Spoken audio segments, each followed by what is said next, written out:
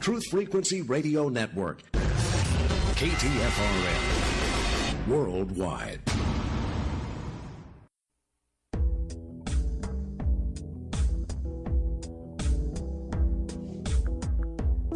Hola, this is Sienna inviting you to join me tonight as we navigate through the seen and the unseen, explore external and internal realities, expose on-world and off-world agendas, discover a path to joy and freedom. Now, join me as we illuminate the Shadowland and reclaim our birthright as free and sovereign beings. Welcome, everyone. This is Sienna, and you are at Illuminating the Shadowland.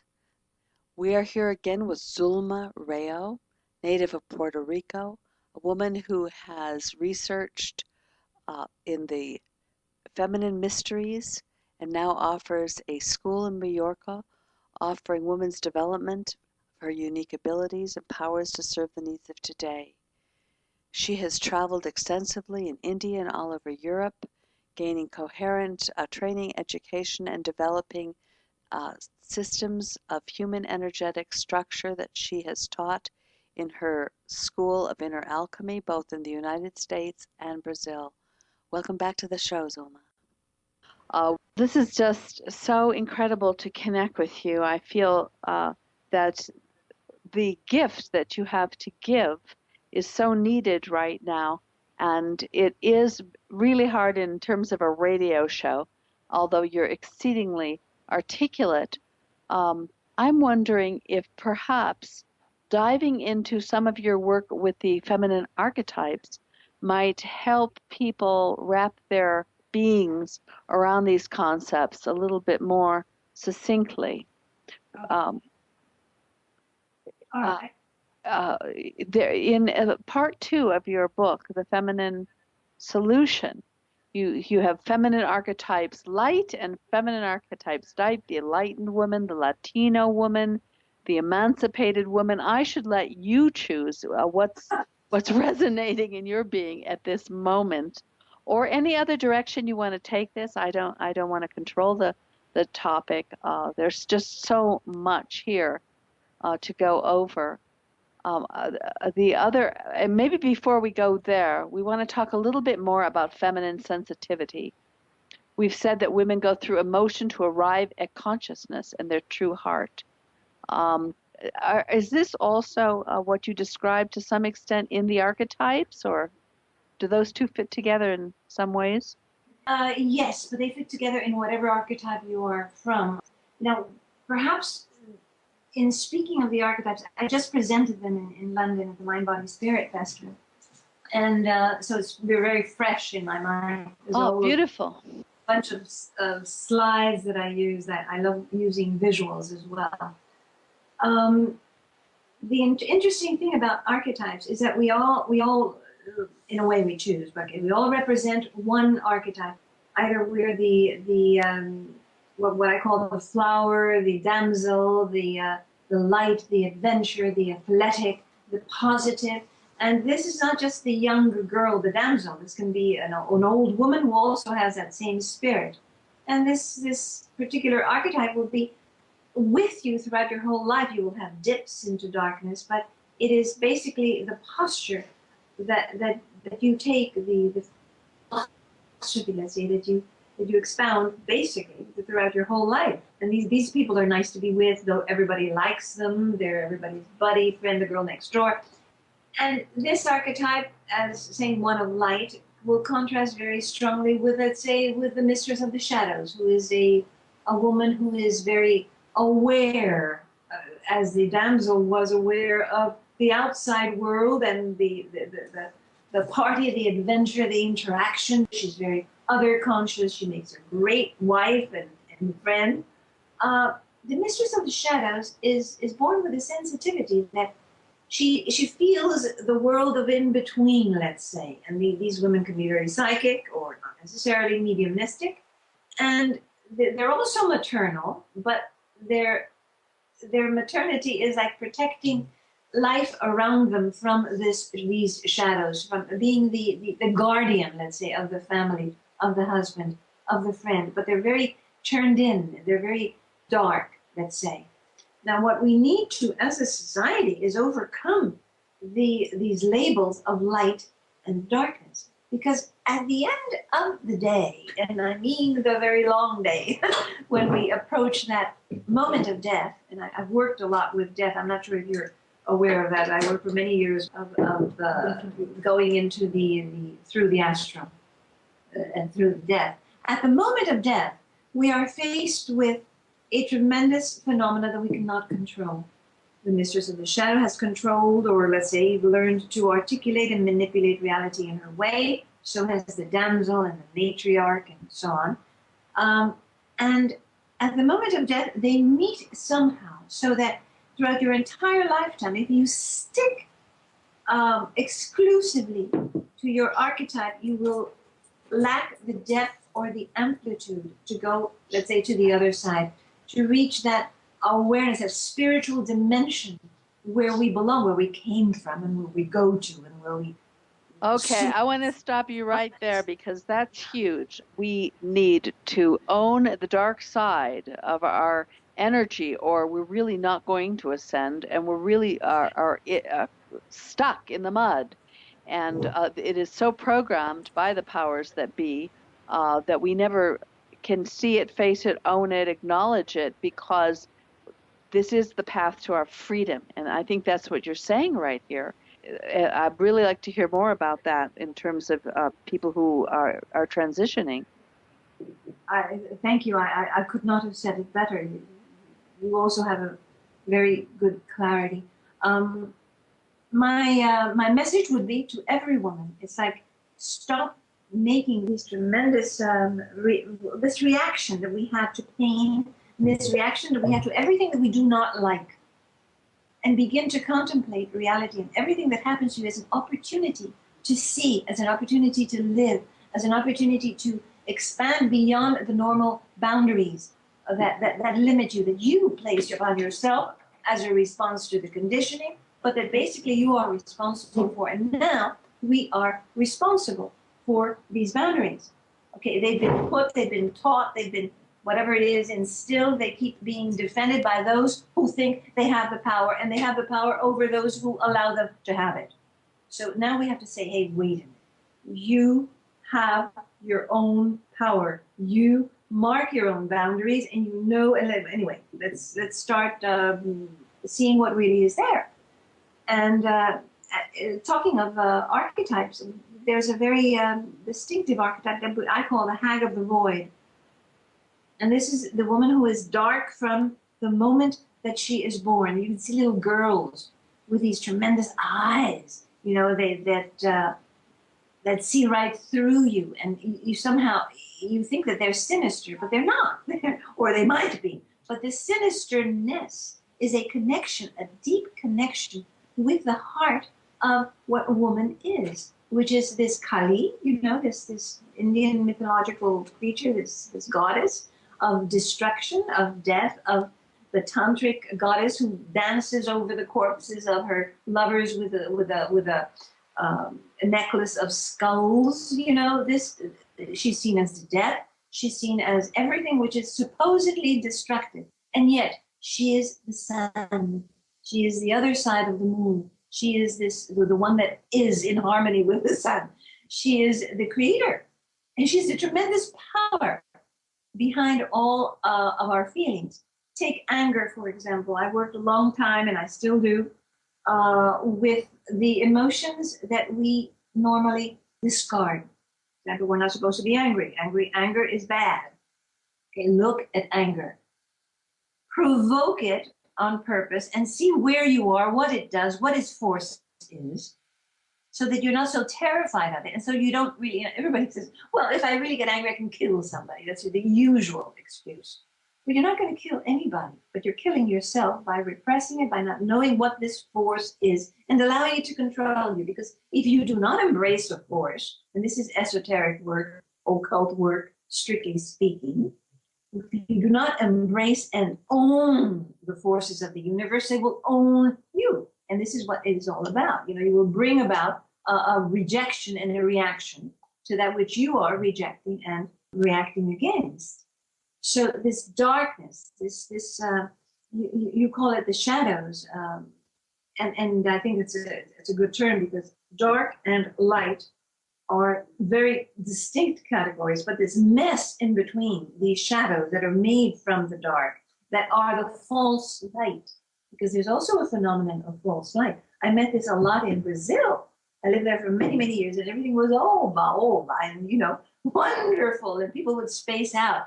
And that light which they were holding to be true was another fantasy to cover up a lot of greed and darkness and repression, and all these things which came out indirectly in their like tentacles, like, you know, energetic tentacles that many women have. Women are especially good at this. Yeah, that surround. This is a huge phenomena. The positive archetypes are the darkest, because they will kill to keep their positive image alive, and they're living off of their image, the idea that they're a good person, the idea that there's nothing bad about them, and we are so frightened that if we reveal there's something bad about us, we'll lose our standing, we'll lose our job, our career. We can't be revered, we can't be respected, we can't be adored, we can't be accepted as part of the tribe anymore. And of course, this was cultured into us because the real power is in the integration of the dark and the light. And the false light now, I think that this is a gigantic lesson that we are all about to learn, down to false alien invasions and the New Age movement, and people are so desperate to get out of the false dark agenda that is everywhere and is strangling them, that we are just deer in the headlights. We are sitting ducks. We are primed for the false light to come in and to do the great save on humanity now.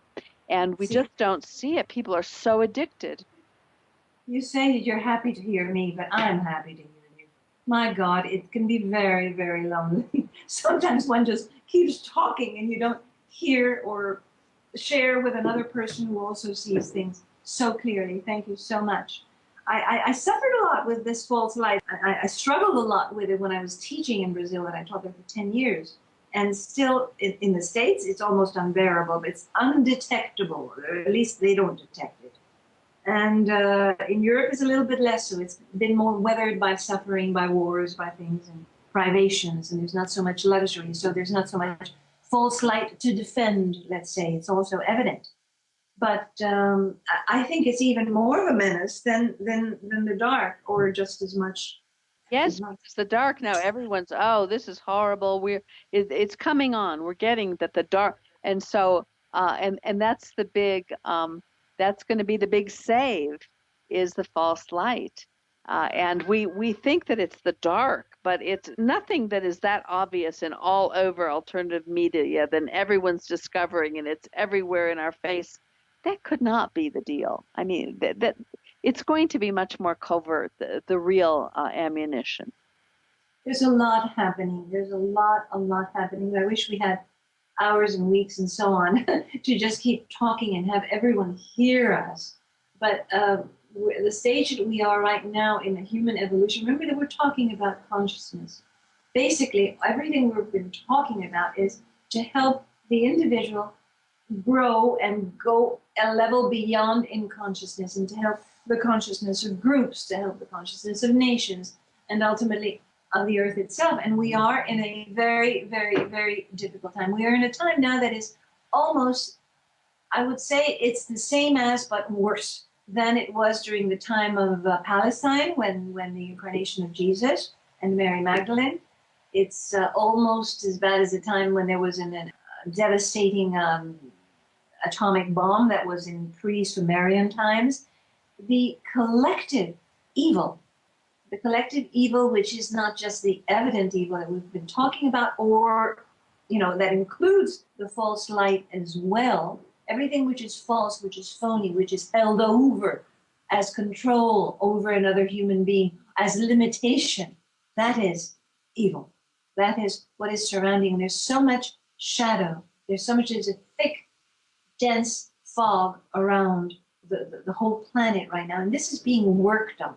And I know there's people saying, oh, wonderful, whatever it was that happened the 21st of December. And yes, let's all run over and, and prostrate ourselves to the structures in the Mayan territories, or go here or go there or do this, or there's these groups doing these group meditations.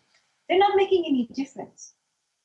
I'm glad that they feel good about it, but the difference is made in the individual consciousness of every human being. So the teachers, and there's many, many, many good teachers around the entire world in all languages and religions that are doing the same work, are bringing more responsibility and awareness to the individual human soul, who in turn will irradiate that, inspire that awakening and transmit it to others. And I really think we're working right now, as I said, planting the seeds and working for our children. It's make a difference right now. Yes, hallelujah. It is an incredibly challenging time, and everybody wants, people are at the sense of, we've just had enough. We want to change. We want it now. We not want it quickly. We don't want to wait 500 years. Yes. And there are a lot of people that thought that the ascension was going to happen, and lots of people were suicidal afterwards, and really thought we were getting to the end of this. And yeah, it's a very, very challenging moment, and to see the level of ugliness now that's in people's faces. Before, we didn't see it so clearly, perhaps, but Yeah. now it is so blatantly. And people do feel powerless to change the external. Even if, how do you go up again? I mean, there's a massive protest, the old Arab Spring. Most of these revolutions, unfortunately, are on both sides, egoic, deeply wounded people that even if they won the revolution, they would be no more capable of creating anything different. The oppressed become worse than the oppressors. That is history. So you're right. We have to actually change the human being so that when we are in a position of power, there's a different outcome, there's a different energy, there's a different awareness that's running the situation, because this is the problem with politics. We want to become political activists and spiritual activists, but when we show up so injured, how are we going to achieve a different outcome? I don't see it happening, unfortunately, at this time. And on the 21st of December, we met here in my home, and I had two friends who were leading a group who were clairvoyants as well in Mexico, and my students, my old students from Brazil, where I created a nucleus. I used to have a university there where I created a nucleus. There's some trained people living in Brazil now who are my students, and they're carrying on. So we work at a distance, and we work subtly. So we had a meeting, and we all synchronized at the same time. And I had my people here. I just come out of a surgery, so I was kind of weakened physically, but I was sharp enough. And we had our group here, and we synchronized with the group in Brazil, and the two of us with the triangulation in Mexico. And then we accelerated our frequency to join at the higher dimensions. And this is where we had a revelation, and I can send you that article that I wrote for a Barcelona review of that meeting. What I wanted to say here is that what we saw, what we collaborated with, was joyous, and at the same time, it was like, wow, will you please fasten your seatbelts, because this is getting heavy. And it was a tremendous meeting of many, many beings from outside of our understanding, let's put it that way, and some within, and ourselves, and many groups like ourselves, working towards straightening certain lines, like networks around the planet, the matrix, let's say. And in straightening those filaments that hold, let's say, the reality that we call our own on this planet, there was also groups working from the earth itself. And what was transmitted to us was this is now energy is going to accelerate. So if you have not cleaned up your own personal act, you're going to suffer. And we suffer because we don't clean up our act. I mean, that kind of suffering, which is not a conscious one that you are sharing with the rest of humanity as an evolutionary thing. Except your own, you're concentrated on poor me kind of thing. Why does this happen to me? And this is going to intensify because the vibratory frequency of the whole planet has intensified. Now, this is happening on this global scale. Then it's happening the same thing as it always does, as above, so below. It happens within each individual and their own personal worlds, their satellites, their family, their life, and their relationships. Yes, we're noticing this. We've done a number of shows about this, the acceleration that changes upon us, that the planetary alignments, there are so many invisible forces, invisible to our senses. All of it is bringing the shadow aspects up. And you have two choices. You don't have some comfortable little gray zone where you can deal with this later either. You're going to act it out and be living in the hell of unowned garbage as it's hurling through your field and you're acting it out and reacting to it, and it's getting jammed in your ego and the emotionality and all of that, or the illness, the physical illness, or the mirror comes back and the universe projects it into hardship and challenge because there are lessons we haven't learned. This is the moment we're in. Or you're actively involved in the alchemy of self-transformation. And even that is very, very intense. But then you get into bringing in this, some people call it the new template, but it is the divine feminine. It's this gorgeous, incredibly juicy, loving, but it's asking us to evolve into our higher aspects with her and stand for this, the love without the selfishness, not the kind in the past. That it's a completely different paradigm, and we either embody it or we get slammed. And so this is partly what motivated us to do Shadowland Voyagers and now Illuminating the Shadowland. Certainly we don't get the biggest hits on alternative radio, but people are waking up to, wait a minute, okay, how do I do it? And we can make it palpable. We can make it friendly, because it is a very exciting and dynamic process if we stop being so afraid of the dark side. Absolutely, and we have to keep talking, Sienna. Even if just 2 or 3 people listen, just keep talking. Yes, that's absolutely correct. Well, we have a little more than 2 or 3 listening now, and it's very exciting. And we can do the joint webinar. So we can work out the details of that, so people can come from this radio show. We'll put it on our forum. We have the shadowlandforum.com where we post our information, and people can join us and start to dive into the thing that's beautiful about you is that you're really deeply connected with this energy, and you have ways, as I have ways of also helping, and I'm deeply connected. And so there has to be some, because this is the way we reach people. We start the conversation, that's okay. But there has to be a place, okay, then, and so I'm saying, come to the Shadowland Forum. We'll show you where these webinars are going to be held. And I thought to do them at very low cost. People who come may go on to do their own things and charge whatever they want. But these will be probably what people can afford. And that means they could send hundreds of dollars if they want, or they can show up really virtually free.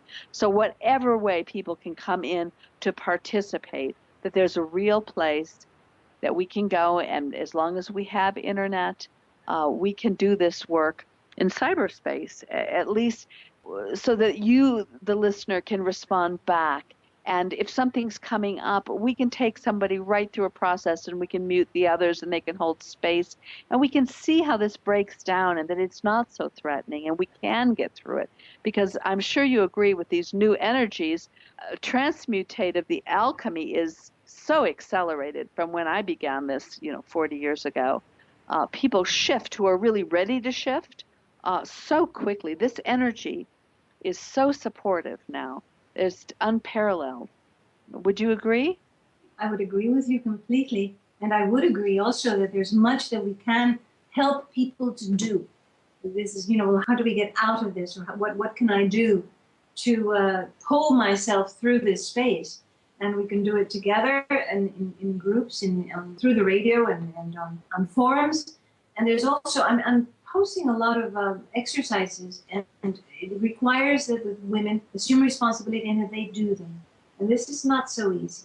But in any event, there's like a 1, 2, 3 step progression of awarenesses, of steps that they can take to begin to open up, to listen to themselves, to listen to the layers of themselves. If I were to tell something that I think is extremely practical, what I would say to a woman is, you are feeling your body and you're feeling your emotions. Make a distinction between those two energy fields. If you can make a distinction between those two energy fields, and then make a third one, which is your mind, as your thinking functions at another frequency. If you can distinguish these 3 frequencies, it sounds very difficult. It is not so difficult if you apply yourself. I can pass some steps on to them, but the thing is, if we can distinguish this, we begin to master these 3 forces, or these 3 bodies of energy that are constantly mixed up. As if we have a soup. They're so confused. So what we think are feelings are actually emotions. What we think are sensations are actually thoughts, and then the concepts, and then we try to figure it out, and then they become meanings. They become even more meaningful, which means when something is so meaningful, you're stuck in it. You're identified with it, like you can't push it aside. So begin to identify these 3 layers, and it will take some effort in the beginning because they're so mixed up together. Yes, and there is work we can do on our own. I think it's also really important to have these neutral spaces where we hold the energy for each other to show up, and that we're not alone, because this whole era that we're coming out of is an era of separation. Even though we have to do it alone, it's good occasionally, not that we become codependent and you've got to have someone there holding your hand. No, much of it is alone, directly with the mother. Yeah. But we can also hold space for each other. And I feel that this is so important, that we have these places, and that we have manuals and of how people can even hold space without us there, that we train people that can then carry on in a group setting, in a community setting, to hold space as others work through it. I'm seeing this as a grassroots movement in some ways, that we train the trainers, but then people learn simple ways of moving through this, because it is the birthright of all human beings to make this transition. And just because the understanding of the feminine, which is the ground of being, even in the masculine, it's got to be there, because we've totally lost this mystery. Does not mean that that only experts. It has to be accessible to the masses. Is my feeling about this. I do have this sense of a grassroots aspect to this. That's wonderful to happen in Sienna. The most important thing is being natural, is to be ourselves. That's the key to it all. We've seen so many techniques that arise, like listening, or becoming facilitators to other people. And they teach you all these techniques that are based on what you do, and postures that you assume, and words, and keywords that you look for and that you use. When in fact, what really, really makes a difference, I was telling my girlfriend the other day, I said, all that I need from you is to listen to me, but to listen to me with the presence of yourself. Because if you just listen to me by being courteous, by being polite, by nodding, at the right moments, by reverberating what I say, or let's say regurgitating what I say back to me, it's not going to make a difference. Is when you are present and you're listening, then I can truly hear myself and feel myself. And it's natural. Nobody has to teach us this, but because of our sensitivity, because of our feelings, Sienna, everything is tied up right now in the emotions. And this is where other moments in the history of the planet have been pointing. Always it's when we block out our sensitivity, which is what links us directly to the divine. But sensitivity in the human, in the deepest human sense. And we have to be able now to go into all those feelings that you were talking about. Women in every part of the world, what's happening now in Turkey, what's happening in the Arab world. It's distressing, but at the same time, it's a clarion call to our feeling sensitivity. And with this, we listen to one another. With this, without trying to give them solutions, without even trying to help, just, hey, I'm hearing you, I know. Sharing that moment, sharing that experience of the other within you, being able to make it your own. Okay, we're going to break right now. Stay with us. We'll be right back with Zulma Reyo.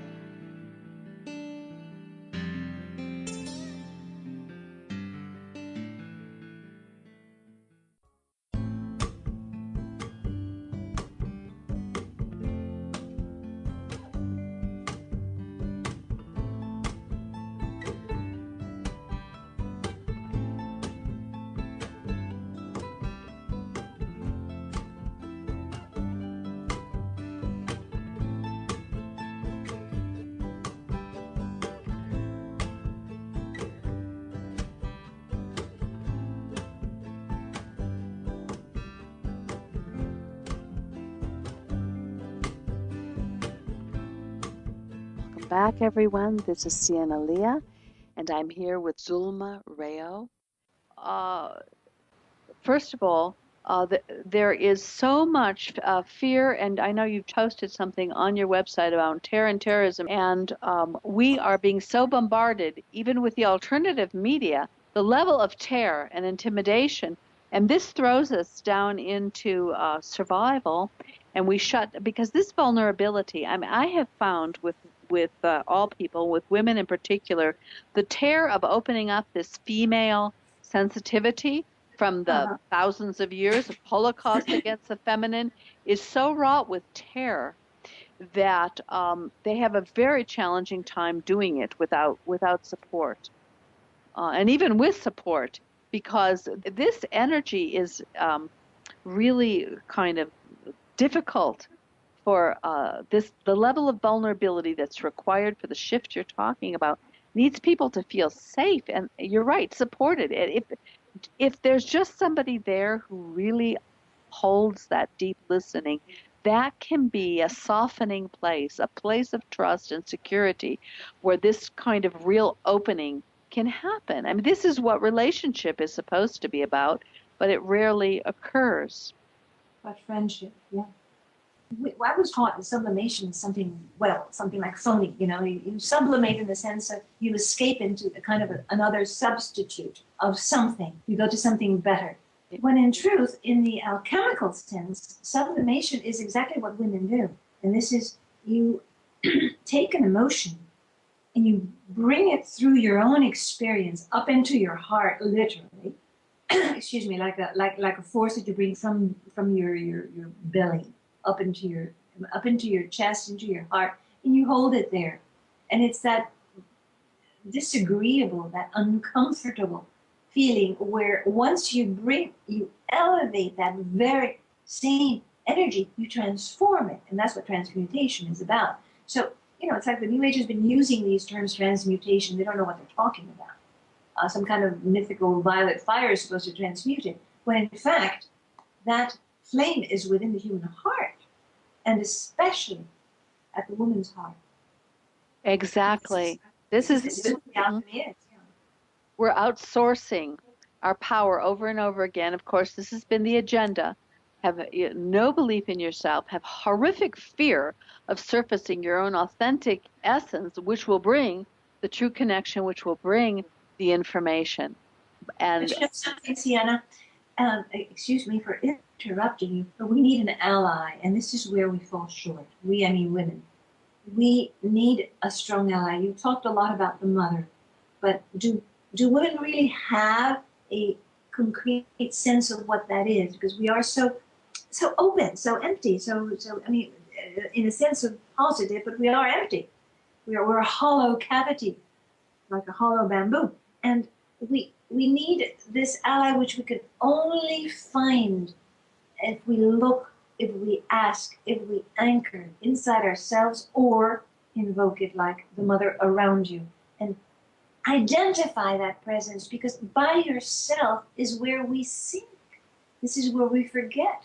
This is where we get maudlin, where we get negative, where we slide down into these dark spaces where we cannot, even for a few moments, see the light.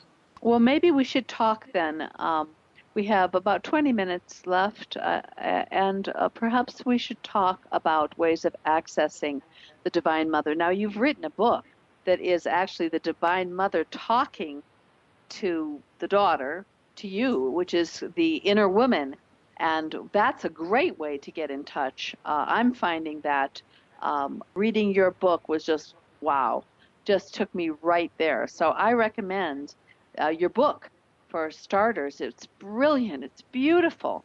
But in day-to-day life, how does a woman living in this world, with what she's going through, how does she connect, really connect, and feel that support of the Divine Mother? All right, it begins with an attitude in woman, which is not exactly been in abundance, which is the gratitude. To feel grateful for everything that you have and everything that you don't have.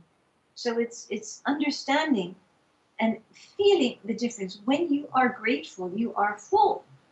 And it's not, we've been taught in this commercial world to always get something, and unless you get something, you're not happy, or you can't be happy. And our attitude basically is one of giving each other things because we're going to get back things. Even we trade with God, let's say. This is what we were taught. So the concept of gratitude isn't even gratitude for something specific, but for the opportunity. And this has got to be transmitted and learned as a new concept, part of this new feminine paradigm, because a woman flowers in gratitude. And in this feeling, she begins to feel full, which is a step forward, because women are empty, we're receptive vehicles, we're cavities, we are empty in the good sense, because we're constantly receiving, and we're receiving with a good purpose, as I said at the beginning of the program, that's our structure. So at the moment she feels full and grateful, it is at this moment where she can thank the mother, thank life, thank God, and begin to cultivate a relationship with that space. In time, she will begin to feel this space as the presence of the mother, as a presence. Some people will see it as the presence of their higher self. Some people would feel it as the presence of a guardian, a protector, a teacher on the path, an initiator, whatever you want to call it. It doesn't matter. Begin to feel this presence around you, but do it in moments when you can generate that gratitude on your own and for no reason at all. So that when life brings us those moments, which it does every day, more or less, stronger or weaker, where we begin to doubt, where we're thrown into off guard, when we're tired, or ill, and we don't have the defenses that we might have in the best of times, that we already have this practice of gratitude. And this, I would say each day, instead of meditating, or better than meditating, generate a good 10 minutes of gratitude. And of course, we're going to look towards the things that we're grateful for. At the end of all the things that you can find, I'll give you an excuse to generate that energy. Look at the energy. Feel that fullness. Feel what life is inside of you and around you. And that is the mother. As a woman, that is the mother. And this is what you can also enfold other people with. This is what you enfold your child with. This is what you surround your husband with. This is what you project around your mother, the people that you love, and the people that you meet. This is the presence that goes out from you. But first of all, practice it on your own, generate that gratitude, and in those moments when you are down, it'll take perhaps a little bit longer in the beginning to remember. And they will begin to counterbalance very gently, very subtly, the heaviness of the energy of responsibility and of impotence that we're constantly faced with as women and as human beings, with hope. And in that hope, we'll find the solutions. Now, how do you deal with dark forces, Zulma? Let's say outer forces. I don't know if you have experience with attack, psychic attack. They can be interdimensional. They can be all kinds of entities and demons and aliens. Actually, we go into a lot of this, looking at these different agendas to suppress and control. So sometimes we are under attack. How do you address that in connection with being able or not able to reconnect with the life of Divine Mother? I will try to be brief. When I first went to Brazil, I used to dress all in white or very pale colors because I really felt good about it. And I was totally, totally, totally immersed in a world of light and affirmations and constructions of light. And I was surrounded by them and I felt totally, totally, totally invincible. Invincible, not me, that light, okay? And I thought it was enough, and I began teaching. And of course, it is a very important step. And here we go back into what you've been doing, what I've been doing, what I learned. But I'm going back to where I started this heavy lesson, because I was so struck. Sienna, my physical body was struck. I was in an accident. I broke my back, and I met an esoteric Christian master who, in Cyprus, I had to leave Brazil. Brazil is a hornet's nest for this kind of thing. So it was the best place in the world for me to be attacked and to learn how to counter that, to develop a strength inside of me, to be able to begin to see that there was a whole hierarchy of evil, of darkness, and that this is inactivity and that this innocence that we sometimes face the world with, and that we sometimes people teach other people, the light is enough. It is not. So this innocence that I had, I began to open my eyes and began to develop this strength in my own body, in my own physical forces, in the way that I saw reality around me, in beginning to embrace more and exclude less, and begin to stop being so picky about my surroundings and the people that I associated with, or even the smells that were around me, and began to build up a real tolerance at the physical as well as all the other mental and emotional levels around me.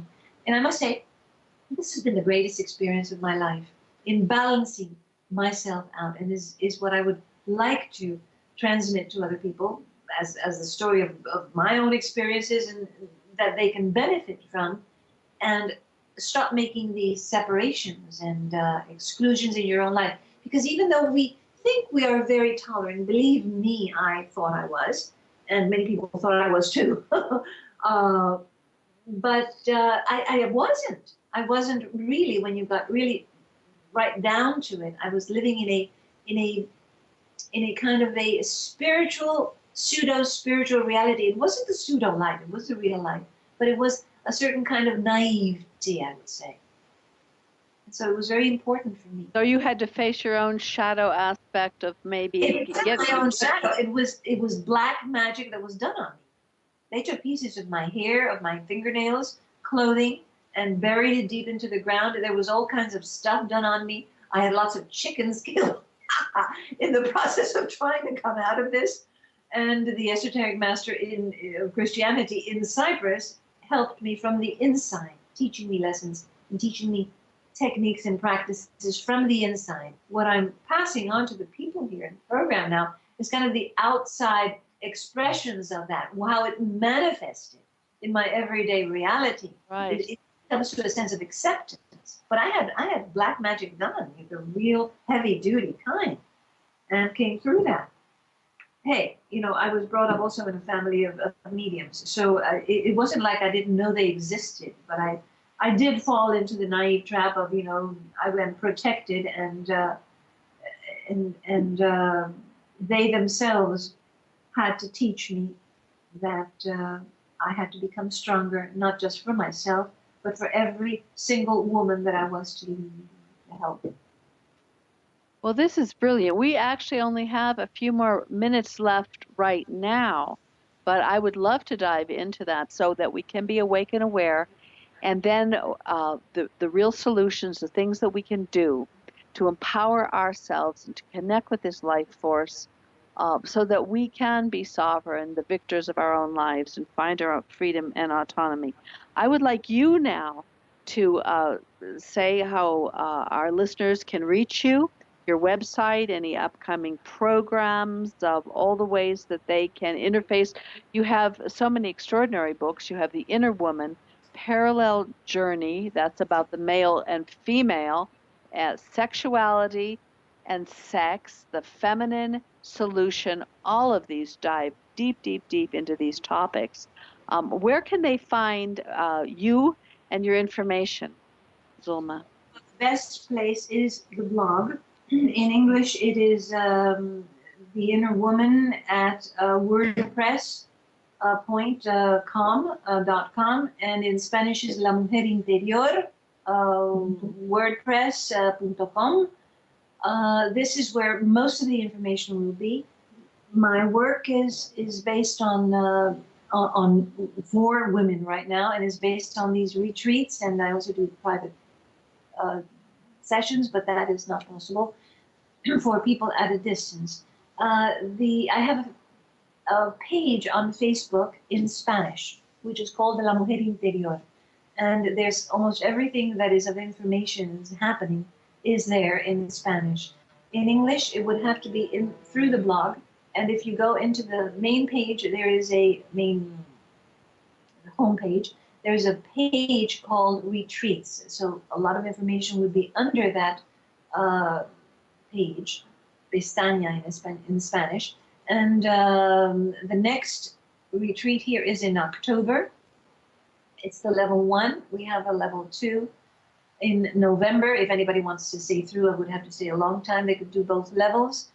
There will be one level 2 every year, and next year there will be a level 3.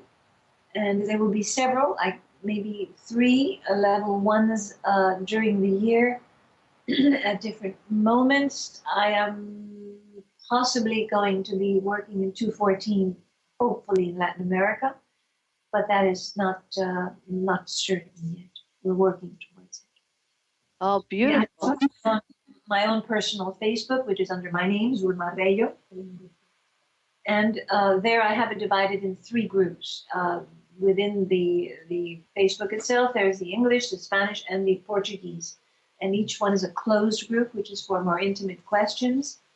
And I try to take care of everybody as individually, as personally, as respectfully and lovingly as each one deserves. No doubt that you do that. All right. Well, we're going to wrap up right now. I thank you so much. And also, keep your eyes out. We are doing the interactive meetup spaces where people come for 2 hours, hold space, do process work, discuss things further. And I will be making arrangements with Zulma shortly, and that will all be posted on the forum. So you will have an opportunity to discuss personally and connect with the energy of this remarkable woman. I thank you so much for who you are and the space that you hold for humanity. I feel you're a dear sister, and you have so much to give. So thank you so much for sharing. Bless you. Good night, everyone.